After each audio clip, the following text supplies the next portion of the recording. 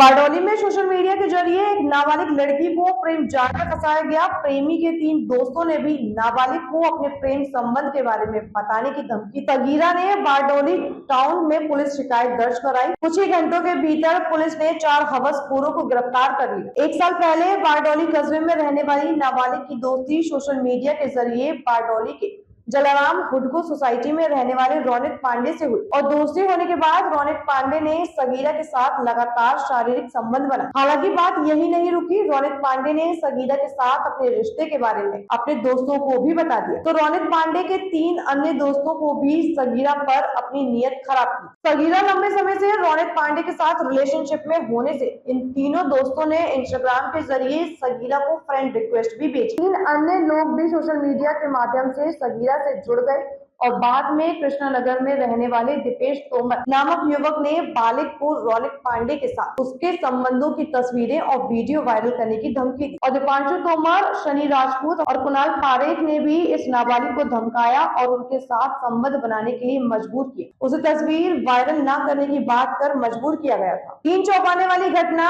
और एक नाबालिग को दुष्कर्म में फंसाने के मामले में बारडोली पुलिस भी अलर्ट हो गई। वहीं हरकत में आई बारडोली पुलिस ने रौनक पांडे, दीपांशु तोमर, शनि राजपूत और कुणाल पारेख नाम के 4 हवसखोरों को गिरफ्तार कर लिया। हालांकि पुलिस के सामने यह भी जानकारी सामने आई है कि इन चारों में से बारडोली के रजनीगंधा रोहा हाउस में रहने वाला कुणाल पारेख पहले भी कई युवतियों से प्रेम संबंध बना चुका था। उन्हें शादी का झांसा देकर अपने जाल में फंसा चुका था, ऐसी जानकारी सामने आई। जी सर।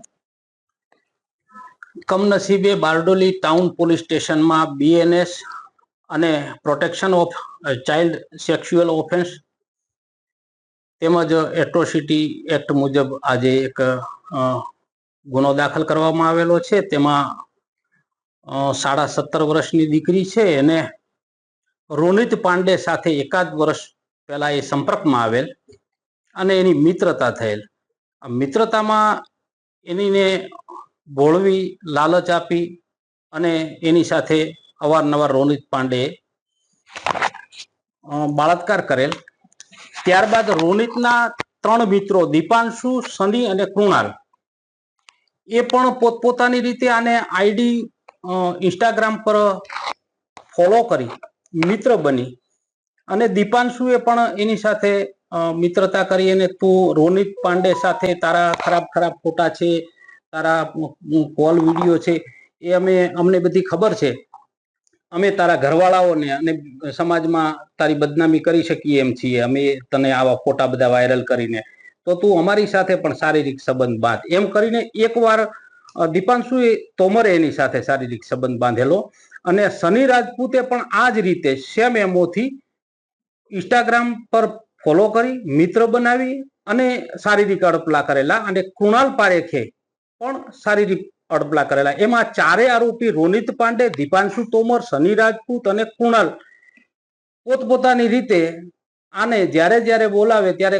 કોઈએ શારીરિક અડપલા કરેલા છે અને આ બંને રોનિતે અવારનવાર એના પર બળાત્કાર કરેલો છે અને એકવાર આ દીપાંશુએ અન્ય જગ્યાએ લઈ જઈને એની સાથે બળાત્કાર કરેલો છે એવી એક ફરિયાદ એક 17.5 વર્ષની દીકરીએ કરેલી છે અને એટ્રોસિટી છે એટલે એટ્રોસિટી ડીવાયએસપી અત્યારે તપાસ ચલાવી રહ્યા છે। 4 આરોપીઓ પકડી લીધા છે અને આ આરોપીઓ કયા ગુનામાં સંડોવાયેલા છે, અગાઉ પણ કોઈ ગુનામાં સંડોવાયેલા છે કે નહીં એ પણ તપાસ થઈ રહી છે અને આગળની તપાસ ચાલુમાં છે।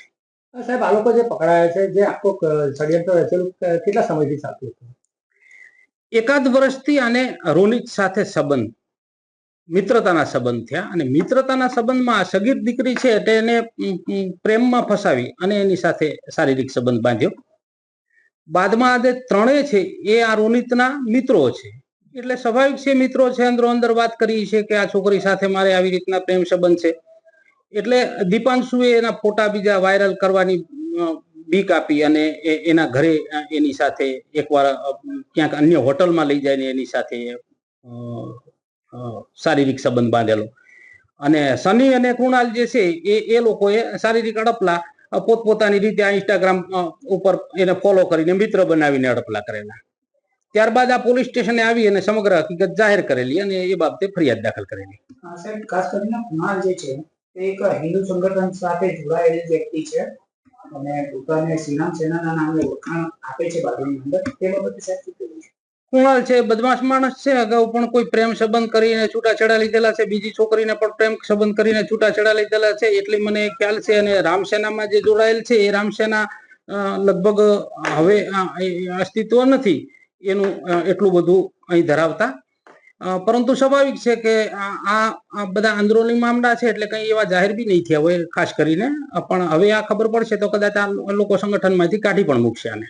તો સાહેબ ભૂતકાળની અંદર જે એ લોકોનો ગુનાહિત ઇતિહાસ હશે તે મામલે સાહેબ કયા પ્રકારની કાર્યવાહી થશે? ભૂતકાળે આમનો ઇતિહાસ તપાસવામાં આવશે. જો આવા જ પ્રકારના